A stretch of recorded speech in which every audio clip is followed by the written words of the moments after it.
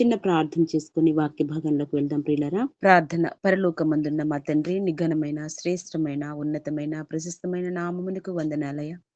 ఇదిగో తండ్రి, ఈ రాత్రికాల సమయమందు తండ్రి, ఇదిగో తండ్రి, మేము ఆన్‌లైన్ ద్వారా తండ్రి నీ వాక్యాన్ని నేర్చుకొనుచుండగా తండ్రి, చెప్పుచున్న నాకు సమయోచితమైన జ్ఞానంనివ్వండి తండ్రి. వింటున్న నీ పిల్లల తండ్రి వాక్యాన్ని అలాగే ఉందో లేదో అని పరిశీలన చేసుకొని వాక్యాన్ని మరి తెలుసుకొనిలాగన, నేర్చుకునేలాగన సహాయము దయచేయమని ఈ కొద్ది ప్రార్థన క్రీస్తు నామమున అడిగి వేడుకుంటున్నాను తండ్రి. ఆమేన్. మరొక్కసారి వందనాలండి చేరి వచ్చిన వారందరికీ కూడా. మరి పాంప్లెట్‌లో పెట్టబడింది. మీ అందరికీ తెలిసిన పాఠం. Diploma in Bible theology second ఇయర్‌లోని పాఠం అండి. భూమి మీద మనుష్యుల ప్రాణాలు అడుగుతున్న మరో లోకపు వారు ఎవరు అని మనం ఆలోచిస్తే, భూమి మీద ఒకవేళ మీరు వీడియో ఆన్ చేసుకొని ఉంటే మాకు కనిపించలేదు సిస్టర్. ఒకవేళ మీరు ఆన్ చేసుకొని ఉంటే బ్రదర్ ఆన్ చేయాల్సిందేనా? అంటే బ్లాక్ అవసరం వస్తది లేదు. మీరు అట్లా. అంటే కొంతమంది ఏం చేస్తారంటే ఆన్ చేసుకుంటారు కానీ మాకు కనిపించదు. సో ఆ క్లారిఫికేషన్ కోసం మాత్రం అడుగుతున్నాను. మీరు ఒకవేళ ఆన్ చేసుకొని ఉంటే మాకు కనిపించలేదు. లేదులెండి. ఇది బ్లాక్ బ్లర్‌గా వస్తదనేసి ఇగ నేను ఆన్ చేయలే. అంటే స్టాండ్ అవి ఉంటే బావుంటది కదా అన్నట్లు. Okay sister. పర్లేదు sister. No okay. Problem. Okay అండి. Thank you. Next time video on చేస్తానండి. ఓకే. ఓకే అండి. భూమి మీద మనుష్యుల ప్రాణాలు అడుగుతున్న మరో లోకపు వారెవరు అని మనం ఆలోచిస్తే, ఇక్కడ మనకు 2 భాగాలుగా కనిపిస్తుంది. ఒకటి భూమి మీద ఉన్న మనుషులు, మరొకరు ఇంకో లోకంలో ఉన్న వారని మనకి అర్థమవుతుంది. ఇక్కడ భూమి మీద మనుషుల ప్రాణాలు, ఈ భూమి మీద ఉన్నవారు, భూమి మీద ఉన్నవారి ప్రాణాలు అడుగుతారా అంటే, భూమి మీద ఉన్న మనుషులకి ఆస్తి తగాదుల వలన, రాజకీయ గొడవల వలన, లేదా కక్షల వలన ఒకరి ప్రాణాలను మరొకరు కోరుకుంటారు. కానీ బ్రతికున్న వారే వారి ప్రాణాలను తీయడానికి ప్రాణాలు తీయమని కోరుకోరండి. ఇది మనకు తెలుసు. కానీ ఇక్కడ ఈ టైటిల్‌లో మనకేమర్థమవుతుందంటే, ఈ లోకంలో కాకుండా ఈ భూలోకం వాళ్ళు కాదు, మరో లోకపు వారు అడుగుతున్నారని మనకి అర్థమవుతుంది. అంటే ఇక్కడ మనకి ఒక క్లారిటీ రావాలి. లోకాలెన్నున్నాయి? బైబిల్ పరంగా మనం ఆలోచిస్తే, మరి 66 పుస్తకాల్లో మనం చూసినట్లయితే లోకాలు 3 అని మనకు అర్థమవుతది. అది ఒకటి తండ్రున్న పరలోకమైతే, ఇప్పుడు మనం ఉంటున్న మనుషులుగా మనం ఉంటున్న ఈ భూలోకం ఒకటైతే, మూడవదిగా మరణించిన తర్వాత అందరూ వెళ్ళే లోకమే పాతాళ లోకమని మనకి 3 లోకాలుగా మనకు బైబిల్ గ్రంథంలో కనిపిస్తాయి ప్రియులారా. కాబట్టి ప్రియులారా ఆలోచించండి. పాతాళంలో మరలా 2 భాగాలుగా మనకు కనిపిస్తాయి. ఒకటి నరకం అయితే, రెండోది పరదేశు. మరి నరకంలో ఎవరుంటారు? పరదేశంలో ఎవరుంటారు అంటే, నరకంలో యాతన పడే స్థలం అది. యాతన పడే స్థలంలో పాపులుగా దేవునికి ఇష్టానుసారంగా బ్రతకని వాళ్ళు నరకంలో చేర్చబడతారని, దేవుని కొరకై బ్రతికిన నీతిమంతులు పరదైసులో విశ్రాంతి పొందుతారని మనం లేఖనాల నుంచి మనం తెలుసుకోవచ్చు. కాబట్టి ప్రియులారా, మరో లోకపు వారు అంటే ఇప్పుడు మనకు కనిపించిన ఈ 3 లోకాలు ఉన్నాయి. అందులో భూలోకము కాదు. ఎందుకంటే భూలోకంలో ఉన్నవాళ్ళు భూలోకంలో వారి ప్రాణాలు తీయమని అడగడానికి అసాధ్యం అది. కాబట్టి ఇక ఏంటి అంటే పరలోకం, పాతాళంలోని 2 ప్రదేశాల్లో ఉన్న మనుషుల గురించి మనము ఈరోజు ఆలోచిద్దాం ప్రియులారా. ముందుగా ఇక్కడ ఈ మాట భూమి మీద మనుషుల ప్రాణాలు అడుగుతున్నారన్న మాట మనకెక్కడ కనిపిస్తుందంటే, ప్రకటన గ్రంథము ప్రియులారా, ప్రకటన గ్రంథము 6 అధ్యాయము 10 వచనాన్ని మనం తీయగలిగితే, వారు నాథా యాహ్! సత్య స్వరూపి పరిశుద్ధుడా ఎందాక తీర్పు తీర్చకయు మా రక్తము నిమిత్తము భూమి నివాసులకు ప్రతిదండన చేయకయు ఉందువని బిగ్గరగా కేకలు వేసిరి. చాలండి. ఇక్కడ మనము ఆలోచిస్తే వారు నాదా సత్యస్వరూపి పరిశుద్ధుడా ఎందాక తీర్పు తీర్చకయు మా రక్తము నిమిత్తం భూనివాసులకు ప్రతిదండన. అంటే భూమి మీద వాళ్ళైతే ఈ మాట అనరు కదండీ! భూనివాసులకు. ఇప్పుడు మనం భూమి మీదే ఉన్నాం. అవతల వాళ్ళు భూమి మీద ఉన్నప్పుడు భూనివాసులనే పదాన్ని మనం వాడం. కాబట్టి భూమి మీద ఉన్నవారు కాకుండా మరో లోకపు వాళ్ళని మనకు అర్థమవుతుంది. ఇక్కడేమన్నాడు భూనివాసుల భూనివాసులకు ప్రతిదండన చేయకయుందువని. ప్రతిదండన, దండన అంటే ఏంటండి? శిక్షించడం కదండీ! దండన అనగా శిక్షించడం అని మనకి అర్థమవుతుంది. అంటే ఈ భూనివాసులు భూమి మీద నివసించే వారిని ఎంతవరకు కాపాడుతావు? ఎందాకయ్యా వీళ్ళని శిక్షించకుండా ఉంటావు? ప్రతిదండన చెయ్యక ఉంటావని అడుగుతున్నారు. ఇంతకు వీరెవరో? ఎందుకు ఇలా అడుగుతున్నారో మనం ఈరోజు ఆలోచిస్తే, ఈ భూమి మీద మనుషులు దేవుడు ఈ భూమి మీదకి మనల్ని ఎందుకు పంపించాడో మనందరికీ తెలుసండి.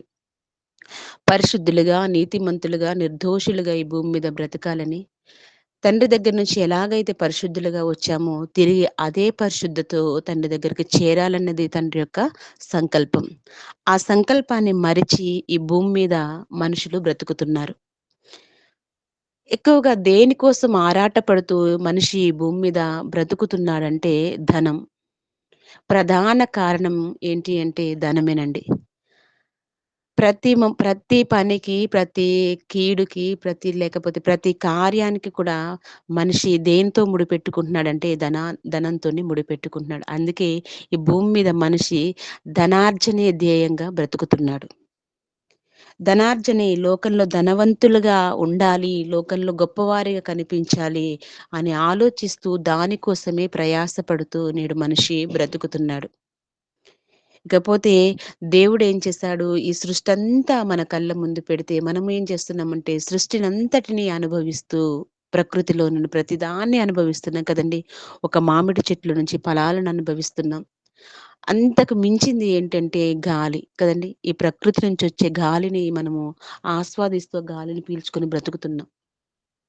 అంటే ప్రతి దానిని ఎవ్రీథింగ్ ప్రతీది కూడా మనం అనుభవిస్తూ ఆ సృష్టించిన సృష్టికర్తని మరిచిపోయి బ్రతుకుతున్నాం. మన జన్మ ఎందుకు జరిగింది? ఈ జన్మకి కారణమేంటి? నా జన్మ రహస్యమేంటి? అని మనిషి తెలుసుకోలేక ధనాపేక్ష అంటాం కదండీ! ధనార్జనే ధ్యేయంగా బ్రతుకుతున్నాడు. వారికి ధనమే దైవంగా భావిస్తూ ఈ భూమి మీద మనుషులు బ్రతుకుతున్నారు. ఇంకా క్రైస్తవ సహోదరులైతే ఏమంటారంటే, దేవుడు మమ్మల్ని ఆశీర్వదించాడు. అందుకే మాకు ధనం విస్తారంగా ఉంది అని మాట్లాడుతుంటే మనం చూస్తున్నాం, వింటున్నాం కదండీ! ఒకని కలిమి విస్తరించుట వానికి మేలా కీడా అంటే కీడే అని బైబిల్ చెప్తుంది. ఇక్కడ ధనాపేక్ష ధ్యేయంగా మనిషి బ్రతుకుతున్నాడు. ధనాన్నే దైవంగా భావిస్తున్నాడు కదండీ! నేడు చూడండి ప్రతి నేరం జరగడానికి వెనక మరి ఎందుకు ఈ నేరం జరిగిందని విచారణ చేస్తే దానికి మూలం ఏంటి అంటే ధనమే. బీజం ఎక్కడ పడింది అంటే నేను ధనాన్ని సంపాదించుకోవాలి.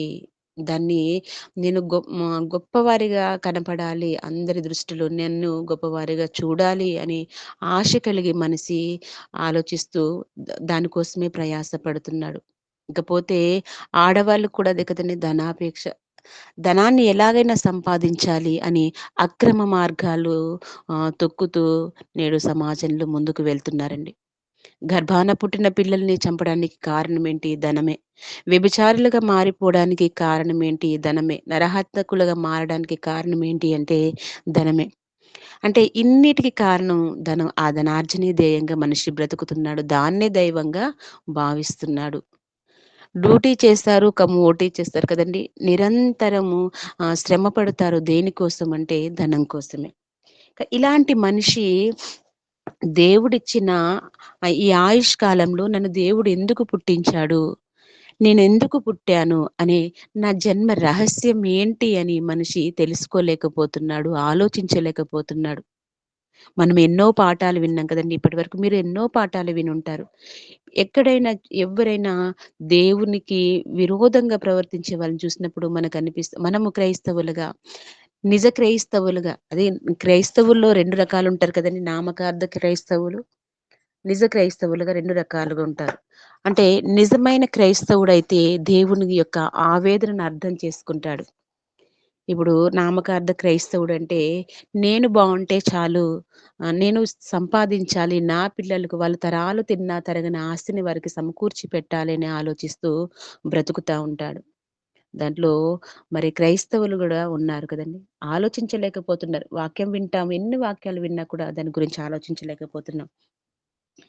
అలాంటి ధనార్జనే ధ్యేయంగా బ్రతుకుతున్న వారికి దేవుడు చెప్తున్న ఒక మాట. అలాంటి వారు ఎలా ఉంటారో దేవుడు ఒక మాటను రాయించాడు. ఆ మాటను ఆలోచిద్దాం ప్రియులారా.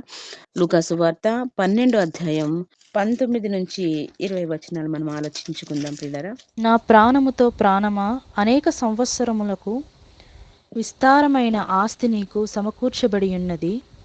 సుఖించుము, తినుము, త్రాగుము, సంతోషించుమని చెప్పుకొందుననుకొనెను. అయితే ఒక్క నిమిషం ఇక్కడ ఆగుదాం ప్రియులారా. దీనికంటే ముందుగా చూడండి 16వ వచనంలో ఒక ధనవంతుని భూమి అక్కడి నుంచి చదవండమ్మా. ఒక ధనవంతుని భూమి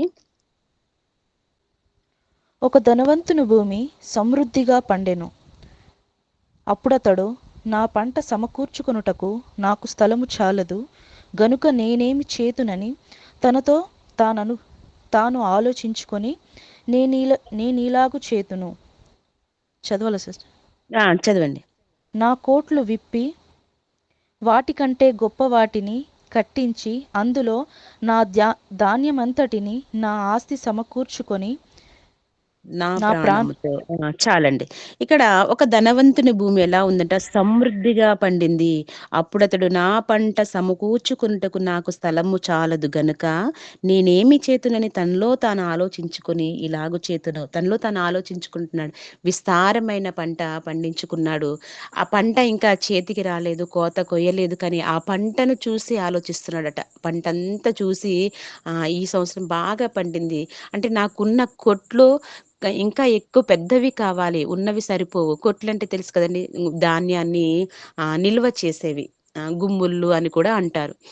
అంటే అవి ధాన్యాన్ని నిల్వ చేయడానికి ఇప్పుడున్న కొట్లు కంటే ఇంకా పెద్దవి కట్టించాలి. ఎందుకంటే అంత విస్తారంగా పండిందని పంట చేతికి రాకుండానే ఆ పంటను చూసి ఆలోచించుకుంటున్నాడట. ఆలోచిస్తూ ఏం చెప్తున్నాడు తన ప్రాణంతో, నా ప్రాణముతో ప్రాణమా, అనేక సంవత్సరములకు విస్తారమైన ఆస్తి నీకు సమకూర్చబడి ఉన్నది.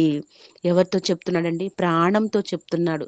నీకు అనేక సంవత్సరాలకు సరిపడా ఆస్తి ఉంది. అదే కదండి, తరాలు తిన్న తరగని ఆస్తి నేను సమకూర్చుకున్నాను. పిల్లలకు కూడా చెప్తాం, ఒరే కూర్చొని తిన్న తరగని ఆస్తిని నేను మీకు సంపాదించి పెడుతున్నానురా అని చెప్తా ఉంటారు తల్లిదండ్రులు.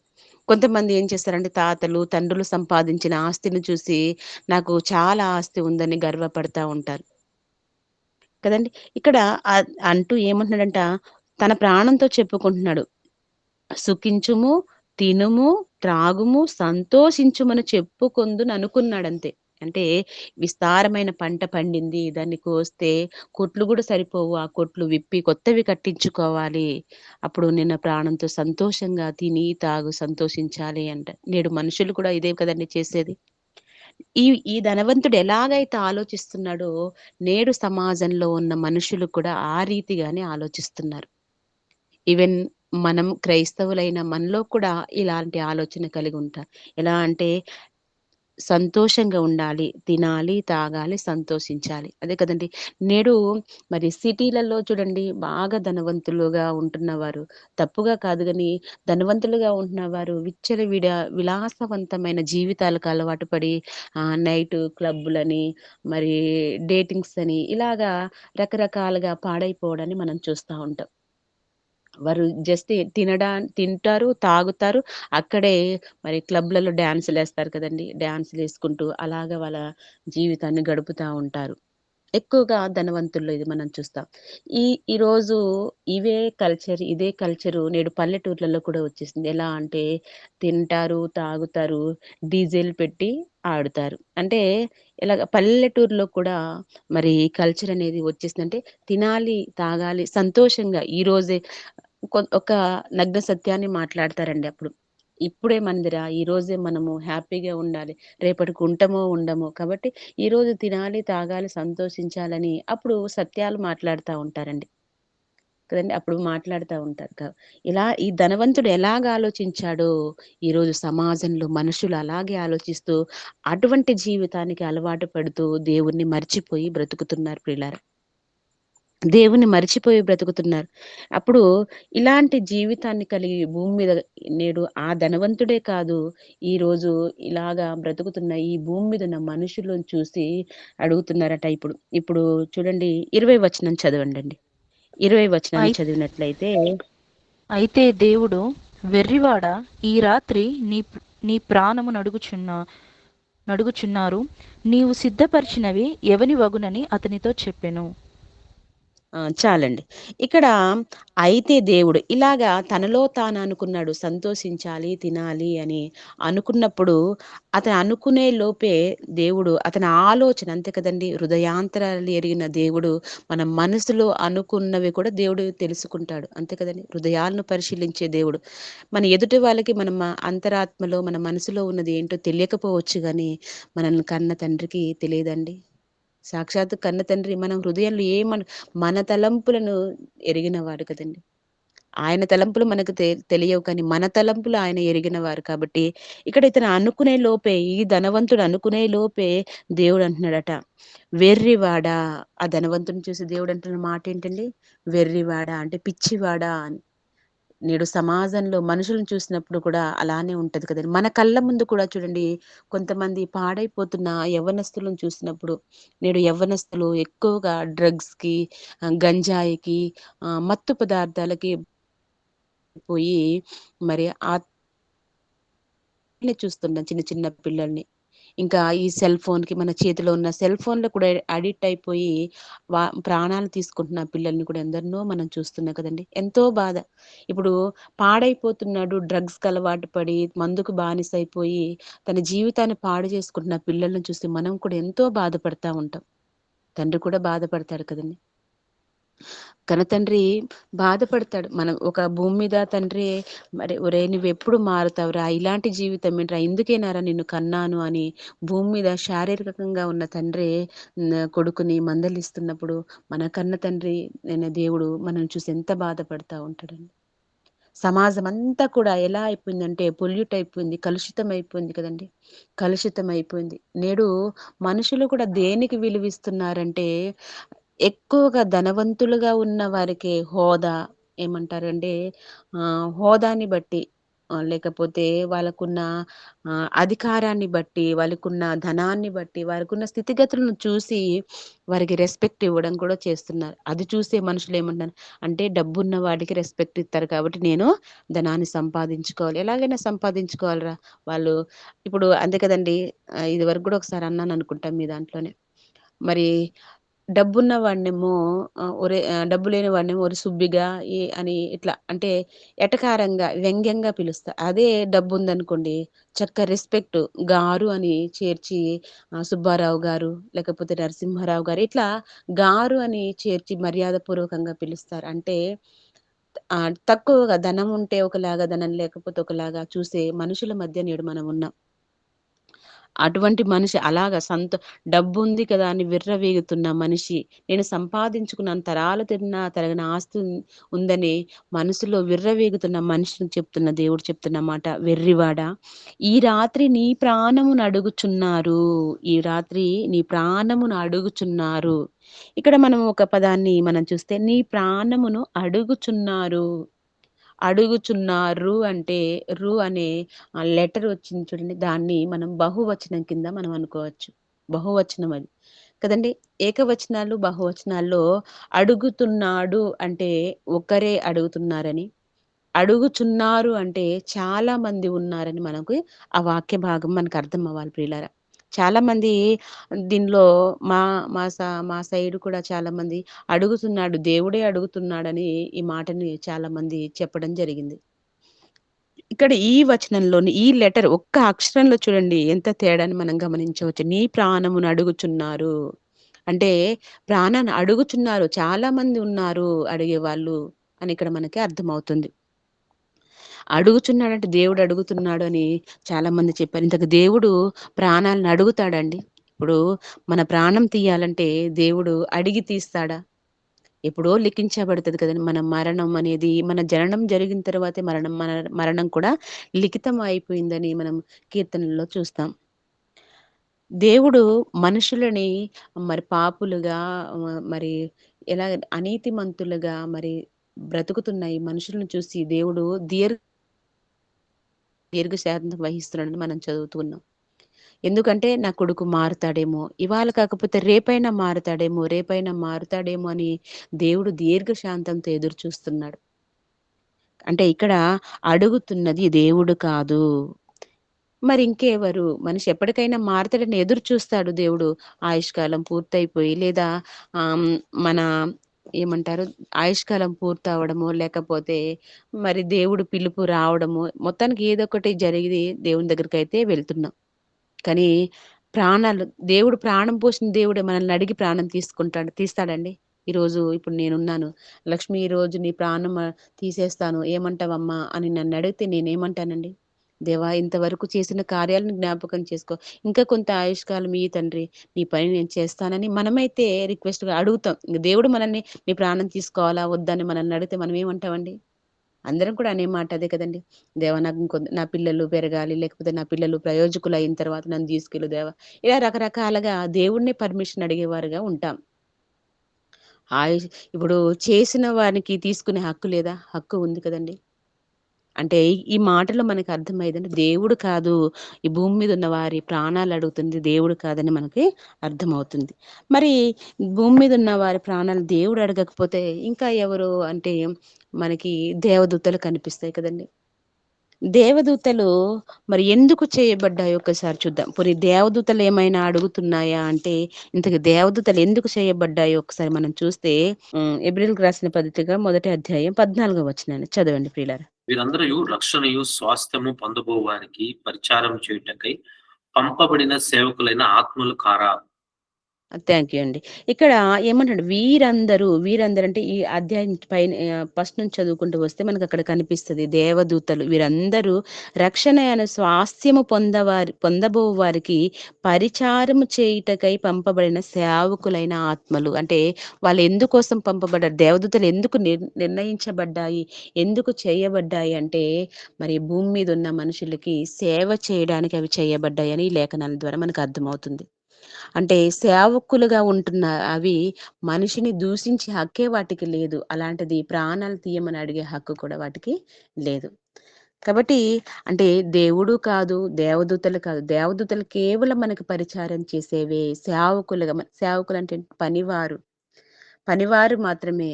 అవి దేవుడు ఏర్పాటు చేయబడి దేవుడు నిర్ణయించాడు. దేవుడు వాటిని మన కొరకు కలిగించాడు. కాబట్టి మనిషిని దూషించే హక్కే వాటికి లేదు. అలాంటివి ప్రాణాలు అడుగుతాయండి? అడగవు. ఇంకా మనం ఇంకో లోకం చూస్తాం. అది ఏంటంటే పాతాళ లోకం కదండీ! భూలోకం కాదు, పరలోకంలో ఉన్న దేవుడు కాదు, దేవదూతలు కాదని మనకు అర్థమైంది. ఇకపోతే పాతాళంలో 2 భాగాలుగా మనం చూస్తాం. ఒకటి నరకం అయితే ఇంకోటి పరదేశు. మరి నరకంలో ఉన్నవారేమన్నా అడుగుతున్నారా? ఈ భూమి మీద ఉన్న వారి ప్రాణాలు నరకంలో ఉన్నవారేమన్నా అడుగుతున్నారా అని ఆలోచిస్తే ఆ సందర్భాన్ని కూడా ఒక్కసారి మనం ఆలోచన చేద్దాం ప్రియులారా. లూకాసు వార్త 16 అధ్యాయము ఇక్కడ 22-28 వచనాలు మనం ఆలోచిస్తే ఇక్కడ సందర్భాన్ని నేను చెప్తానండి. ఆ దరిద్రుడైన లాజరు, ధనవంతుడు ఇద్దరూ చనిపోతారు. భూమి మీద లాజరు దరిద్రుడిగా బ్రతికాడు. మరి తనకు ముందుగా ఉన్న అతను ధనవంతుడు విలాసవంతమైన జీవితాన్ని గడిపినట్టు మనం చూస్తాం. ఊదరంగు బట్టలును, సన్నపు నార వస్త్రములు ధరించుకొని ప్రతిదినము బహుగా సుఖపడుచుండేవాడు ధనవంతుడు.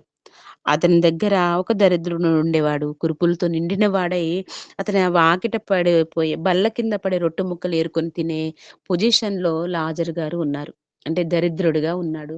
ధనవంతుడేమో సుఖంగా అనుభవించాడు. ఇద్దరూ మరణించారు. ఒకానొక దినాన ఇద్దరు మరణించి ఇద్దరు కూడా పాతాళానికి చేర్చబడ్డట్టు మనము ఈ వచనాల్లో మనం చూస్తాం.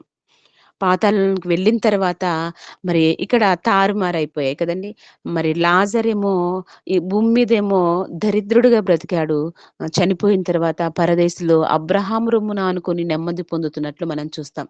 అదే రీతిగా ధనవంతుడు మరణించాడు. మరి అతనేమో యాతనకరమైన చోటికి అనగా నరకానికి వెళ్ళిపోయాడు. వీరిద్దరి మధ్యలో మరి ఒకరి దగ్గరికి ఒకరు రాకూడనట్లు, దాటిపోజాలకుండానట్లు అగాధం ఏర్పాటు చేయబడిందని ఈ అధ్యాయంలో మనం చూస్తాం. ఇక్కడ ధనవంతుడు మరి నీటి బొట్టును అడిగినప్పుడు అబ్రహాం గారు చెప్తారు. అబ్రహాం గారు చెప్పినప్పుడు ధనవంతుడు చెప్తున్న మాటను ఒకసారి మనం చూస్తే 27వ వచనం చదవండి. అప్పుడతడు, తండ్రి, అలాగైతే నా నాకైదుగురు సహోదరులున్నారు. వారును ఈ వేదనకరమైన స్థలమునకు రాకుండా వారికి సాక్ష్యమిచ్చుటకై నా తండ్రి ఇంటికి వాని పంపవలెనని నిన్ను వేడుకొనుచున్నాను ననెను. చాలండి. ఇక్కడ ఏమంటున్నాడండి ధనవంతుడు చెప్తున్నాడు తండ్రి అబ్రహాం గారితో చెప్తున్నమాట. అలాగైతే నాకు 5గురు సహోదరులున్నారు. ఎక్కడ ఈ 5గురు ఎక్కడున్నారంటే భూమి మీద ఉన్నారు. వారును ఈ వేదనకరమైన స్థలమునకు రాకుండా వారికి సాక్ష్యం ఇచ్చుటకై నా తండ్రి ఇంటికి వారిని పంపవలనని నేను వేడుకొనుచున్నాను. ఇప్పుడు ధనవంతుడు వేడుకుంటున్నాడు అబ్రహాం గారిని. ఏమని? నా సహోదరులు 5గురున్నారు. వారైనా ఈ స్థలానికి, ఈ యాతనకరమైన, ఈ వేదనకరమైన స్థలానికి నా సహోదరులు రాకుండా వారిని రక్షించడానికి పంపించు అని అబ్రహాం గారిని మొరపెట్టుకుంటున్నట్టు, వేడుకుంటున్నట్టు మనకి ఇక్కడ అర్థమవుతుంది. అంటే రక్షించమని అడుగుతున్నాడు తప్ప వారిని శిక్షించమని మరి నరకంలో ఉన్న ధనవంతుడు కూడా అడగడం లేదు. అంటే మరో లోకం వారు అడుగుతున్నారని మనం చదివాం కదండి వాక్య భాగంలో. అంటే నరకంలో ఉన్న వారు కూడా అడగడం లేదని మనకి ఈ వాక్యాన్ని బట్టి అర్థమవుతుంది. అంటే భూమి మీద ఉన్నవారు అయ్యో నేనే ఈ యాతనకరమైన ప్రదేశానికి వచ్చేసానే, నేనే దేవుని తెలుసుకోకుండా, దేవునికి నచ్చినట్టు బ్రతకకుండా ఈ ప్రదేశానికి నేను వచ్చానే, అలా కాకుండా ఉన్న సహోదరులైనా మారి దేవుని చెంతకు చేరాలని ఆ ధనవంతుడు ఎంతో చక్కగా కదండి, ఎంత బాధలో కూడా తన సహోదరుని రక్షించడానికి పంపించమని మరి వేడుకున్నట్లు ఇక్కడ మనం చూస్తాం. అంటే రక్షించమన్నాడే తప్ప వారి ప్రాణాలు తీయండి, శిక్షించమని అడగలేదు. అంటే ఇక్కడ నరకంలో ఉన్నవారు కూడా కాదు. మరి ఇంతకి ఎవరు అని ఆలోచిస్తే ఇంకొక భాగం ఉంది కదండి. పరదైసులో ఉన్న వారేమైనా ఆలోచిస్తున్నారా అని మనం ఆలోచిస్తే, పరదైసుకు చేరిపోయిన వారంతా ఎవరు అని మనం ఆలోచిస్తే నీతిమంతులు కదండి. మరి దేవునికి ఇష్టానుసారంగా బ్రతికిన వాళ్ళందరూ పరదైసులో నెమ్మది పొందుతున్నారని మనకు తెలుసు. మరి దేవునికి నచ్చనట్లు భూమి మీద తన ఇష్టానుసారంగా బ్రతికిన వారందరూ కూడా ఈ నరకం అనే యాతనకరమైన ప్రదేశానికి వెళ్ళిపోతారని మనకి అర్థమవుతుంది. మరి మొట్టమొదటి నీతిమంతుడిగా మరణించిన వ్యక్తి ఎవరు అంటే హేబేలు. హేబేలు మొదలుకొని మరణించిన నీతిమంతులందరూ అంటాం కదండి. అంటే మొట్టమొదటిగా మరణం అనేది ఎవరితో ప్రారంభమైందంటే హేబేలుతోటి. హేబేలును ఎలా చంపారు, ఎలా చనిపోయాడు హేబేలుని మనం ఆలోచిస్తే ఆది కాండంలోకి వద్దాం ప్రియులారా. ఆది కాండము 4వ అధ్యాయము. ఇక్కడ నేను మొత్తం చెప్పడం లేదు కానీ దాని సందర్భాన్ని చెప్తానండి. హేబేలు, కయ్యను ఇద్దరు అన్నదమ్ములు కదండి. అన్నదమ్ములైనప్పటికీ మరి వీళ్ళిద్దరూ దేవునికి ఒక అర్పణను అర్పిస్తారు. మరి దేవునికి అర్పణ ఇచ్చే విషయంలో కయ్యనేమో భూమిని సేద్యపరిచేవాడు. మరి హేబేలు గొర్రెల కాపరిగా ఉన్నారు. ఇద్దరు కూడా దేవునికి అర్పణను తీసుకెళ్లారు. ఇద్దరి అర్పణల్లో దేవుడు హేబేలు అర్పణను అంగీకరిస్తాడు. అంటే అతని మనస్సును చూస్తాడు. ఇచ్చే అర్పణను కాదు గాని దేవుడు అదే హృదయాన్ని చూశాడు. హేబేలు యొక్క అర్పణను అంగీకరించాడు. అలా అంగీకరించడాన్ని కయ్యను జీర్ణించుకోలేకపోయాడు. తన తమ్ముని అర్పణను దేవుడు లక్ష్య పెడతాడా అని అసూయను పెంచుకున్నాడు. ద్వేషాన్ని పెంచుకొని జీర్ణించుకోలేక ఏం చేశాడంటే హేబేలును చంపివేశాడు. ఈ సందర్భం మనందరికీ తెలుసు కదండి. అలా చనిపోయిన హేబేలు గురించి దేవుడు అడుగుతున్న మాటను మనం చూసినట్లయితే ఆది కాండము 4వ అధ్యాయం 10వ వచనాన్ని మనం చూస్తే, ఆది కాండము 4వ అధ్యాయము 10వ వచనాన్ని మనం చూసినట్లయితే చదవండి అమ్మా. అప్పుడు ఆయన, నీవు చేసిన పని ఏమిటి? నీ తమ్ముని రక్తము యొక్క స్వరము నేల నుండి నాకు మొరపెట్టుచున్నది. చాలండి. ఇక్కడ ఏమంటున్నాడు దేవుడు, నీ తమ్ముని యొక్క స్వరము నేలలో నుండి నాకు మొరపెట్టుచున్నది. ఇక్కడ దేవుడు అడుగుతాడు కదండి, నీ తమ్ముడు ఎక్కడ ఉన్నాడని అడిగితే, నేను నా తమ్ములకి కావలి వాడినా అని అన్నప్పుడు, నీవు చేసిన పని ఏంటి? నీ తమ్ముని రక్తం యొక్క స్వరము నేలలో నుండి నాకు మొరపెడుతుంది. అంటే హేబేలు యొక్క రక్తం ఏం చేస్తుందంట? దేవునికి మొరపెట్టుకుంటుంది అని ఇక్కడ మనకి అర్థమవుతుంది. దేవునికి రక్తము మొరపెడుతుంది. ఎవరి రక్తం అంటే హేబేలు రక్తం. అలాగే ఇంకొకరి రక్తం కూడా దేవునికి మొరపెట్టినట్లు మనం చూస్తాం. ఎక్కడ అంటే దినవృత్తాంతంలో 2వ గ్రంథము 24వ అధ్యాయం 20వ వచనం. అప్పుడు దేవుని ఆత్మ యాజకుడగు యెహోయాదా కుమారుడైన జకర్యా మీదికి రాగా అతడు జనుల ఎదుట నిలవబడి, మీరెందుకు యెహోవా ఆజ్ఞలను మీరుచున్నారు? మీరు వర్ధిల్లరు. మీరు యెహోవాను విసర్జించితిరి గనుక ఆయన ఉమ్, మిమ్మును విసర్జించి ఉన్నాడని దేవుడు సెలవిచ్చుచున్నాడనెను. చదవండి చదవండి అమ్మా. అందుకు వారు అతని మీద కుట్ర చేసి ఉమ్. రాజు మాటలను బట్టి యెహోవా మందిరపు ఆవరణం లోపల రాళ్ళు రువ్వి అతనిని చావగొట్టిరి. చాలండి. ఇక్కడ జెకర్యా మీద కూడా ఏం చేశారట జనులు, రాళ్లతో కొట్టి చంపేశారు. జెకర్యా కూడా నీతిమంతుడుగా ఉన్న జెకర్యా మన మత్తయి సువార్తలో కనిపిస్తదన్నమాట. ఇక్కడ జెకర్యా మీదకి రాళ్ళు రువ్వి మరి చంపడం జరిగింది. అంటే ఇంతకీ జెకర్యా చేసిన తప్పేంటి అని మనం ఆలోచిస్తే ఏం చెప్పాడండి జెకర్యా? ఏం చెప్పాడు? మీరు యెహోవాను విసర్జించితిరి గనుక ఆయన మిమ్మును విసర్జించి ఉన్నాడని దేవుడు సెలవిచ్చుచున్నాడు అనెను. ఏమన్నారు? దేవుని మాట మీరు వినడం లేదు. మీరు దేవుని ఆజ్ఞలు పాటించడం లేదు. కాబట్టి దేవుడు మిమ్మల్ని విసర్జించాడనే మాట చెప్పాడండి. మీరు మారండి. దేవుడికి విసర్జించడం అంటే ఏంటి? దేవుణ్ణి విడిచిపెట్టిన వారుగా మీరు ఉంటున్నారు. ఇప్పటికైనా మీరు మారండి అని ఒక మంచి మాట చెప్పడం వలన జకర్యాని ఏం చేశారండి ఆనాటి సమాజం? రాళ్లతో కొట్టి చంపడం జరిగింది. అంటే జకర్యా నీతిమంతుడు కదండి. అతని రక్తం కూడా మొరపెడుతున్నట్టు మనము మత్తయి సువార్తలో చూస్తాం ప్రియులారా. అదే విధంగా స్తెఫెను కదండి. కొత్త నిబంధనలకొస్తే స్తెఫెనుడు కూడా ఎలా చంపబడతాడండి? రాళ్లతో కొట్టే చంపబడతాడు. అతను కూడా దేని నిమిత్తం చంపబడ్డాడంటే దేవుని వాక్యం చెప్పుతున్నప్పుడు మరి అతన్ని కూడా రాళ్లతో కొట్టి చంపడం మనము లేఖనాల ద్వారా చూస్తా ఉంటాం. ఇక్కడ అదే మాట ఇప్పుడు నీతిమంతుడైన హేబేలు మొదలుకొని మరి ఇప్పుడు చూసిన జకర్యా రక్తం వరకు మొరపెట్టుకుంటుందన్న మాట మనం చూస్తే మత్తయి సువార్త 23 అధ్యాయం 35 వచనాన్ని మనం చూసినట్లయితే నీతిమంతుడైన హేబేలు రక్తము మొదలుకొని ఉమ్, ఉమ్, బలిపీఠమునకు దేవ ఉమ్, లయమునకును మధ్య మీరు చంపిన బరకియా కుమారుడగు జకర్యా రక్తము వరకు భూమి మీద చిందింపబడిన నీతిమంతుల రక్తము మీ మీదికి వచ్చును. చాలండి. ఇక్కడ నీతిమంతుడైన హేబేలు రక్తం మొదలుకొని బలిపీఠమునకు మధ్య మీరు చంపిన బరకియ కుమారుడు జకర్య రక్తం వరకు భూమి మీద చిందింపబడిన నీతిమంతుల రక్తం అంతా ఏం చేస్తుందంట? మొరపెట్టుకుంటుంది. అప్పుడు చంపేటప్పుడు ఇప్పుడు మరి జకర్యాని చంపినప్పుడు జకర్యా మొరపెట్టుకోలేదు, కానీ అతని రక్తం మొరపెట్టుకున్నట్లు మనం లేఖనాల్లో చూస్తున్నాం. అలానే ఏబేలు యొక్క రక్తం కూడా మరి దేవునికి మొరపెట్టినట్లు మనం బైబిల్ గ్రంథంలో చూస్తాం ప్రియులారా. అంటే నీతిమంతుల రక్తం ఏం చేస్తుందంట? దేవునికి మొరపెట్టుకుంటుంది. ఈ మాటను బట్టి మనకి ఏం అర్థమవుతుందంటే నీతిమంతులు అంటే పరదేశులో ఉన్నవారు దేవునికి మొరపెడతారు అని మనకి అర్థమవుతుంది ప్రియులారా.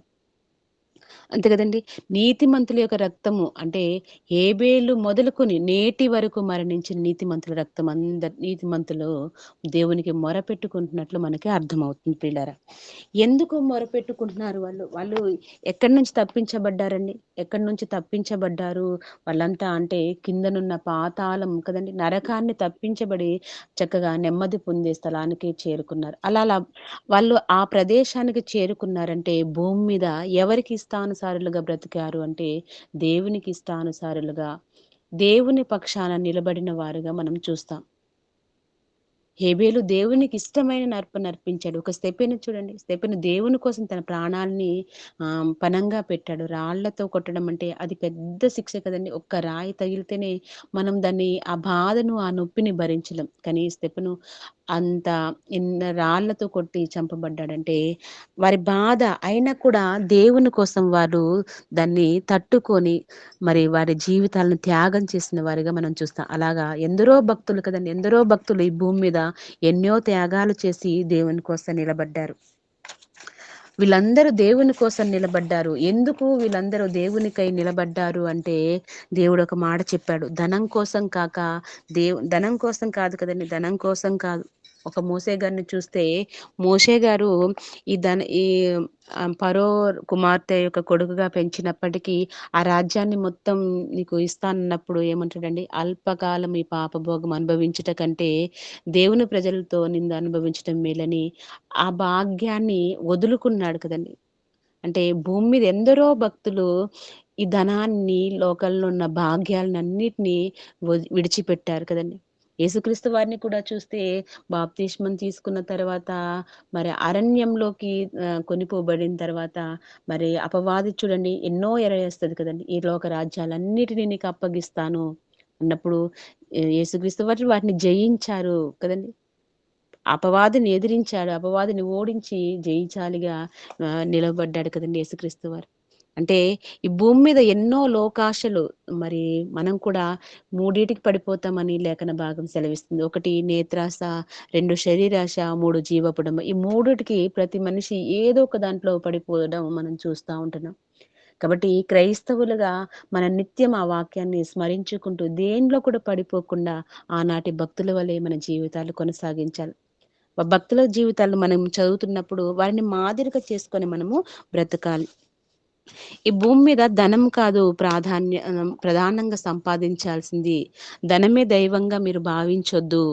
ఈ ధనము ఈ భూమి మీద ఉన్నప్పటికే కానీ మనల్ని పరలోకం చేర్చేది ఈ ధనము కాదు అని దేవుడు చెప్పాడు. మనకి ఎలా బ్రతకాలో కూడా దేవుడు చెప్పాడు. అయినప్పటికీ కూడా ఆ దేవుని మాటని నిర్లక్ష్యపెట్టి, ఆ దేవుని మాటని అలక్ష్యము చేసి పక్కనకి నెట్టేసి మన ఇష్టానుసారంగా మనము బ్రతుకుతున్నాం. తిమోతికి రాసిన ఆహ్, దానికంటే ముందుగా మత్తయి సువార్తలో ధనం గురించి దేవుడు చెప్పిన మాటను మనం ఒక్కసారి చూస్తే కదండీ! కిందనున్న పాతాళం నరకాన్ని తప్పించుకోవాలి అంటే మనము భూమి మీద ఎలా బ్రతకాలో, దేనికోసం బ్రతకాలో మనము ఆలోచించాలి ప్రియులారా. ఆలోచించాలి, దానికోసం బ్రతకాలని దేవుడు చెప్తున్న మాట. మత్తయి సువార్త 6 అధ్యాయం 19 వచనం ప్రియులారా. భూమి మీద భూమి మీద మీ కొరకు ధనము కూర్చుకోవద్దు. హ్మ్. ఇక్కడ చిమ్మటయు తుమ్మని తినిన దొంగలు తుప్పును కొనివేసిన తినివేయును. ఆ!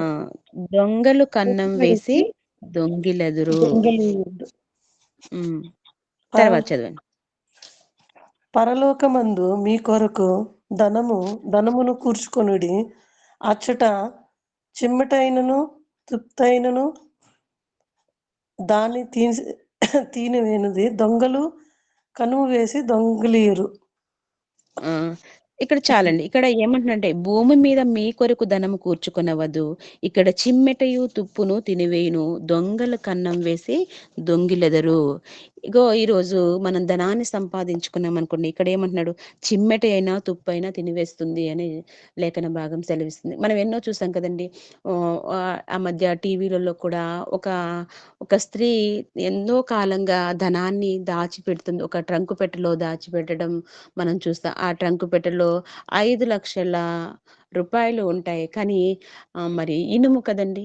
పెట్టే బాక్సు ఇనుము కాబట్టి ఈమె పెట్టిన డబ్బులు ఏ రోజు కూడా లెక్క పెట్టేది కాదటండి. ఓపెన్ చేసేది కాదట. ఇల్లు కట్టుకోవడానికి ఇంటిని నేను కట్టుకోవాలి. అదే ఆమె కల. నేనెలాగైనా ఈ సొంతిల్లు కట్టుకోవాలని ఆమె కల నెరవేర్చుకోవడం కోసం మరి ప్రతిరోజు ఆమెకొచ్చిన ధనంలో కొంత దాచిపెట్టుకునేదట. అది కొంతకాలానికి తీసేసరికి ఏమైందంటే మొత్తము చెదపట్టేసిందండి. తుప్పు పట్టేసి మొత్తం కూడా చిరిగిపోయిన నోట్లు అవన్నీ కుప్పేసి మరి ఆమె ఏడుపు చూడండి టీవీలో కూడా మనకి వార్తల్లో చూసాం.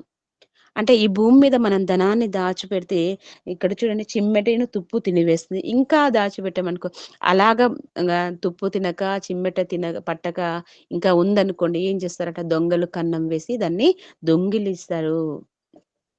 దొంగిలిస్తారు కదండీ! ఈరోజు మరి ధనాన్ని మనిషి ఆరాట పడేది, ప్రయాస పడేది దేనికోసమని చెప్పి ధనం కోసమే కదా! అప్పుడు దొంగతనాలైనా చేస్తారు. ఎందుకంటే ధనం వస్తుందంటే ఎంతటి పనైనా చేస్తారు నేటి సమాజంలో మనుషులు. కాబట్టి అటువంటి ధనాన్ని మీరు సంపాదించుకోవద్దు. పరలోకమందు మీ కొరకు ధనమును కూర్చుకొనుడి. అచ్చట చిమ్మెట అయినను, తుప్పైనను దానిని తినివేయదు. దొంగలు కన్నం వేసి దొంగిలరు.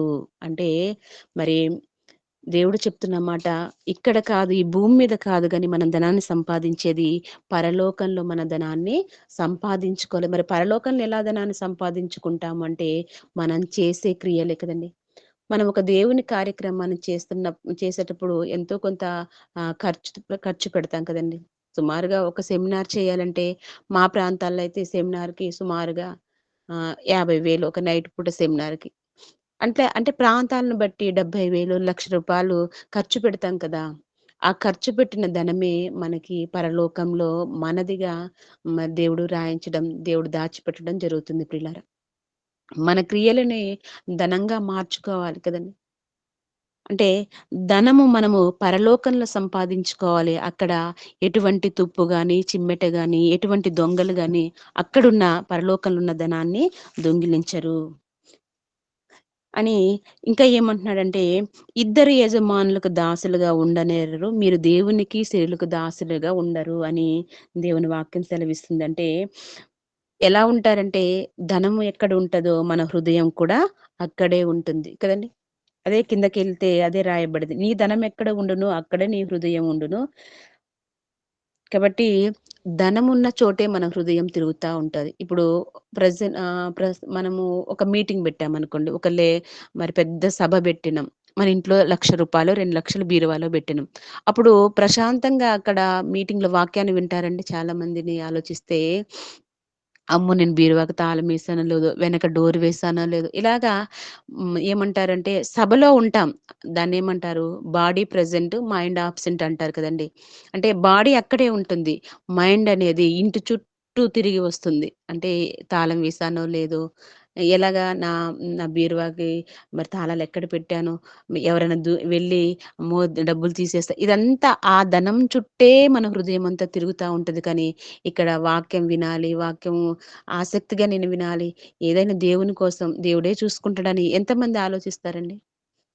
కదండీ! ఎక్కువగా అలా అని మరి సండేలో చూడండి, సండే కూడా కొంత ముభావంగా ఉంటారు. అంటే ఏంటి అంటే, ఇంట్లో అన్నీ సమకూర్చి పెట్టొచ్చాం. ఇంకా ముగించట్లేదేంటి? ఇంకా ముగించట్లేదని ఒక్కొక్కళ్ళు ఎక్స్‌ప్రెషన్స్ చూపెడతా ఉంటారు కదండీ! అంటే వీరి హృదయం అంతా ఎక్కడ ఉంటుంది అంటే, ఇగో ధనం ఎక్కడ ఉంటే హృదయం అక్కడే ఉంటుందని లేఖనాలే సెలవిస్తున్నాయి కదండీ! కాబట్టి దేవుడు చెప్తున్న మాటండి, ధనాన్ని సంపాదించుకోవద్దు. ఆ ధనమే ప్రారంభంలో చెప్పాను. ఆ ధనమే అన్నిటికి మూలం. ఒక నరహత్యకు గాని, ఒక వ్యభిచారానికి గాని, గర్భాన పుట్టిన పిల్లల్ని చంపడానికి గాని, తోటి సహోదరులను చంపడానికి గాని కదండీ! భూ తగాదాలు దేనికోసం? ధనం కోసమే.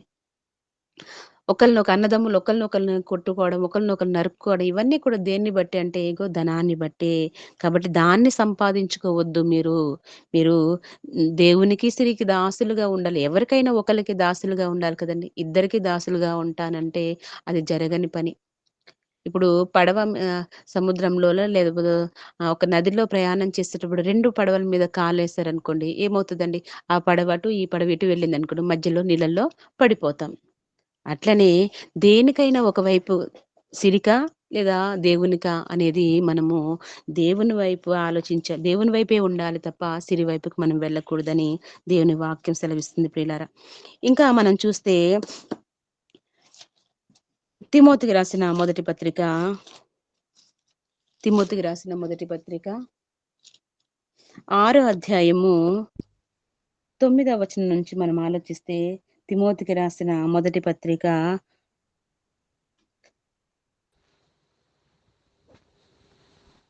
క్షమించండి, 18వ వచనం నుంచి మనం చూద్దాం ప్రియులారా. 18వ వచనాన్ని మనం చూసినట్లయితే, తిమోతికి రాసిన మొదటి పత్రిక 6 అధ్యాయం 18వ వచనం.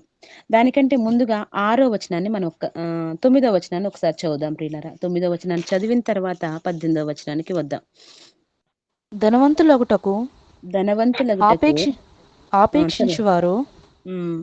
శోధనలోను, ఉరిలోను, అవివేక యుక్తములను, హానికరములైనను అనేక దురాశలలోను పడుదురు. అట్టివి మనుషులను నష్టములోను, నాశనములోను ముంచివేయును. 10వ వచనం కూడా చదవండి సిస్టర్. ఎందుకనగా ధనాపేక్ష సమస్తమైన కీడులకు మూలము. కొందరు దానిని ఆశించి విశ్వాసము నుండి తొలగిపోయి నానా బాధలతోనూ తమ్మును తామే పొడుచుకొనిరి. చాలండి. ఇక్కడ చూడండి, ధనవంతులగుటకు అపేక్షించువారు, ధనాన్ని కోవాలనుకునేవారు ఎలాంటి దాంట్లో పడిపోతారో చెప్తున్నాడు. శోధనలోను, ఉరిలోను, అవివేకయుక్తములైన హానికరములైన అనేక దురాశల్లోనూ పడుదురు. అట్టివి మనుష్యులను నష్టంలోను, నాశనానికి తీసుకువెళ్తాయి. ఇదేంటి అంటే ధనాపేక్ష. ధనవంతులగుటకు అపేక్షించువారు, ధనాన్ని సంపాదించుకోవాలని కోరిక కలిగిన వాళ్ళు ఉరిలో పడతారంట. ఉరిలో అంటే మనకి ఎగ్జాంపుల్ ఇస్కరియోతు యూదా కదండి. ధనాన్ని సంపాదించుకోవాలనుకున్నాడు. మరి యేసుక్రీస్తు వారిని అప్పగించడానికి మరి వెండి నాణేలకు ఆశపడి మరి క్రీస్తు వారిని అప్పగించడం జరుగుతుంది. అప్పుడు పశ్చాత్తాపడి దేనికి వేలాడతాడండి? ఉరి కొయ్యకి వేలాడతాడు కదండి. దానికి కారణం ఏంటి అంటే ధనాపేక్ష. ధనాన్ని సంపాదించుకోవాలనుకున్నాడు, ఉరిలో పడిపోయాడు. మరి తర్వాత చూడండి, అలాగే ధనం కావాలనుకునేవారు దురాశల్లోనూ పడతారు. అందరూ కూడా నాశనానికి వెళ్ళిపోతారని వాక్యం సెలవిస్తుంది. అంటే ధనాపేక్షలగుటకు అపేక్షించేవారు, కోరిక కలిగిన వాళ్ళకి మరి నాశనం వస్తుందని. ఎందుకంటే ధనాపేక్ష సమస్త కీడులకు మూలమని వాక్యం సెలవిస్తుంది. అదే కదండి, ప్రారంభించి చెప్తూనే వస్తుంది. ధనాపేక్ష అనేది సమస్త కీడులు, అన్ని కీడులకు మూలమే ఈ ధనాపేక్ష. కాబట్టి ఇటువంటి ధనాన్ని భూమి మీద సంపాదించుకోకండి అంటున్నాడండి దేవుడు. కాబట్టి ఇప్పుడు 18వ వచనం చదువుకుందాం పిల్లారా. 18వ వచనం చదివితే, వారు వాస్తవమైన జీవమును సంపాదించుకొను నిమిత్తము రాబోవు కాలమునకు మంచి పునాది తమ కొరకు వేసుకొనుచు మేలు చేయువారును, సత్క్రియలు అను ధనము గలవారును, ఔదార్యము గలవారును, తమ ధనములో ఇతరులకు పాలిచ్చువారునై ఉండవలెనని వారికి ఆజ్ఞాపించుము. చాలండి. ఇక్కడ ఏమంటారండి, వారు వాస్తవమైన జీవమును సంపాదించుకునే నిమిత్తము. పైన ఈ ధనం గురించే చెప్తాడు 17వ వచనం. ధనవంతులైన వాళ్ళు గర్విష్ఠులు కాక, అస్థిరమైన ధనమందు నమ్మిక ఉంచక, సుఖంగా అనుభవించుటకు సమస్తమును మనకు ధారాళంగా దయచేసిన దేవుని యందు నమ్మిక ఉంచండి అని పై వచనాలు చెప్తూ, వారు అనగా మరి ధనవంతులుగా ఉంటున్నవారు వాస్తవమైన జీవమును సంపాదించుకునే నిమిత్తము. వాస్తవమైన జీవము అంటే దేవుడు ఉంటున్నది కదండి. మరణించిన తర్వాత పొందబోయే జీవాన్ని, అదే నిత్య జీవాన్ని సంపాదించుకునే నిమిత్తము రాబో కాలమునకు మంచి పునాది తమ కొరకు వేసుకొనుచు మేలు చేయువారును, సత్క్రియలు అను ధనము గలవారును. సత్క్రియలు అంటే సత్య సంబంధమైన పనులు చేస్తూ ధనాన్ని మనము సమకూర్చుకోవాలి. అది కూడా దేనికి అంటే రాబోయే జీవము కోసం. వాస్తవమైనదంటే నిజమైనది, నిత్య జీవం కొరకు మనం ఇవన్నీ కూడా చేయాలి. ధనాన్ని నిత్య జీవం కొరకు సంపాదించుకోవాలి. అదే సత్క్రియలను ధనం. వాక్య సంబంధమైన పనులు చేస్తూ మనం ధనాన్ని సంపాదించుకోవాలి. ఇంకా ఔదార్యము గలవారు. ఔదార్యం అంటే జాలి, దయ కలిగిన వారుగా ఉండాలి. ఇంకా తన ధనములో ఇతరులకు పాలిచ్చు వారినై ఉండవలనని వారికి ఆజ్ఞాపించుము. దేవుడు చెప్తున్నమాట. మన ధనంలో ఇతరులకు పాలిచ్చే వారిగానే ఉండాలి. ధనం ఉంటే దాన్ని తండ్రి చిత్తమునకై ఉపయోగించాలి, తండ్రి పనికై ఉపయోగించాలి. సంపాదనలో నిమగ్నమై దానిని పెంచుకొని, ధనాన్ని పెంచుకొని దైవాశీర్వాదం అని చెప్పుకొనుచు అటు దేవునికి ఇటు మనుషులను మోసగించకూడదు. కృత నిబంధన గ్రంథంలోకి వస్తే దేవుడు ఏం చెప్తున్నాడండి? నీకున్నది పంచమన్నాడు, నీ ధనాన్ని కూర్చుకోకు, నీకున్నదంతా బీదలకి పంచిపెట్టి నన్ను వెంబడించమని ఒక యవనస్తుడితో చెప్తాడు కదండి. పుట్టి జక్కయ్య కూడా అంతే కదండి, ఉన్నదంతా ఇచ్చేసి నన్ను వెంబడించమని చెప్తాడు. అంటే ఉన్నదంతా ఇచ్చేసి నా పని చేయండి లేదా నన్ను వెంబడించమని యేసుక్రీస్తు వారు చెప్పారు. ఈరోజు మరి భూమి మీద ఉంటున్న మనుషులందరికీ దేవుడు చెప్తున్న మాట ఏంటి అంటే,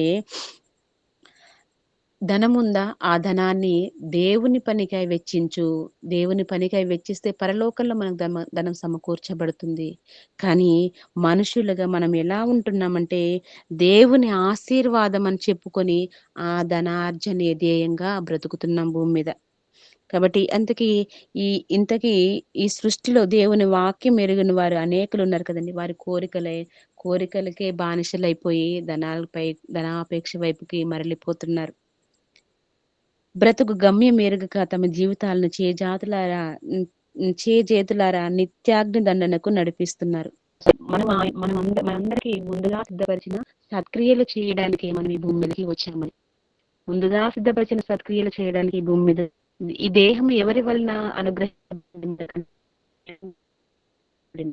ఈ రోజు మనందరికీ ఆయుష్ ఉండి మనము భూమి మీద బ్రతుకుతున్నాము. ఇదిగో ఈ రోజు ఇలా చెలించి మాట్లాడగలుగుతున్నాము అంటే అది కేవలం దేవుని యొక్క కృప. ఎంతో సంపాదించుకున్నవారు కదండి, ఎంతో సంపాదించుకున్నవారు కరోనాలో కాలగర్భంలో కలిసిపోయారు. నిన్ననే మాకు తెలిసిన ఒక టీచర్ నైటు మధ్యరాత్రి అంటే 12 ఆ ప్రాంతంలో హార్ట్ అటాక్ వచ్చి చనిపోయారు. 35 years. అంటే మరణం అనేది ఎప్పుడు ఎలా సంభవిస్తుందో ఏ మనిషి చెప్పలేడు. కాబట్టి దేవుని వాక్యం తెలిసిన వారుగా, దేవుని యొక్క మనసు ఎరిగిన వారిగా, దేవుని యొక్క ఉద్దేశాలను ఎరిగిన వారుగా, క్రైస్తవులుగా మనము ఆ దేవుని యందు భయభక్తులు కలిగి బ్రతకాలి. ఈ భూమి మీద ఉన్న పరదైసులో ఉన్న వారు ఎందుకు మనల్ని చూసి ఈ భూమి మీద వారికి ప్రతిదండన చేయక ఉందామని అడుగుతున్నారు అంటే, ఈ భూమి మీద మనుషులు చేసిన తప్పిదాలను, ఘోరాలను, నేరాలను చూడలేక ఆ భూ నివాసులకు ప్రతిదండన చేయి ప్రభువా అని దేవునికి మొరపెట్టుకుంటున్నారు. మనుషులు చేస్తున్న పాపాలను, ఘోరాలు, నేరాలు చూసినప్పుడు కదండి, ఒక కొడుకు తల్లిని కత్తితో నరికి 2 ముక్కలుగా నరికి తల భాగాన్ని పట్టుకొని స్టేషన్ కి వెళ్తున్నాడండి. ఎంత కర్కశంగా మనుషులు మారిపోయారో ఆలోచించాలి. అటువంటి సమాజంలో మనం ఉన్నప్పుడు మరింత భయభక్తులు కలిగి మనం బ్రతకాలి ప్రియులారా. ఆ ధనవంతుడు చెప్పినట్లు ప్రాణంతో తిను, తాగు, సంతోషించు మన ప్రాణాలతో చెప్పుకుంటే అది విని పరదేశంలో ఉన్న వారు ఏం చేస్తున్నారు, వీరి ప్రాణాలను తీయకుండా ఎందుకయ్యా వీరిని కాపాడుతున్నావని దేవునికి మొరపెట్టుకుంటున్నారు. నేడందరూ లూకాసు వార్తలోని ధనవంతుడి వలె ఈ భూమి మీద బ్రతుకుతున్నారు ప్రియులారా.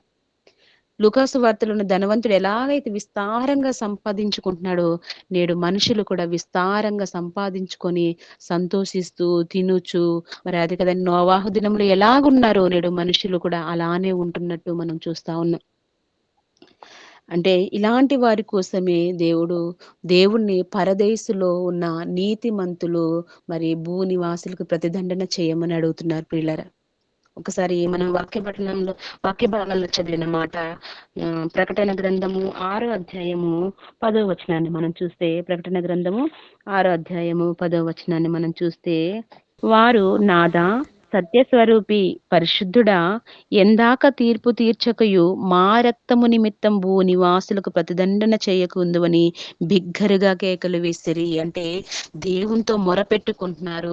చెప్పాను కదండి, ఏబేలు మొదలుకొని మరణించిన నీతిమంతులంతా దేవునికి మొరపెట్టుకుంటున్నారు. ఎందుకు అంటే ఈ భూమి మీద ఉన్న మనుషుల యొక్క ప్రవర్తన, మనుషుల యొక్క క్రియలు వారికి బాధను కలిగిస్తున్నాయి, బాధ పెట్టేదిగా. నేడు భూమి మీద ఉన్న వారే ఒక మనిషి చేసే పాపాన్ని చూసి తట్టుకోలేకపోతున్నప్పుడు నెమ్మది పొందు, వాళ్ళు నీతిమంతులు కదండి, దేవుని కోసం బలైన వారు, తన భక్తిగా దేవుని కోసం బ్రతికిన వారు, వారికి ఎంత బాగుంది. దేవుడిచ్చిన ఆయుష్ కాలాన్ని అనుభవిస్తూ, దేవుడిచ్చిన సృష్టిని అనుభవిస్తూ,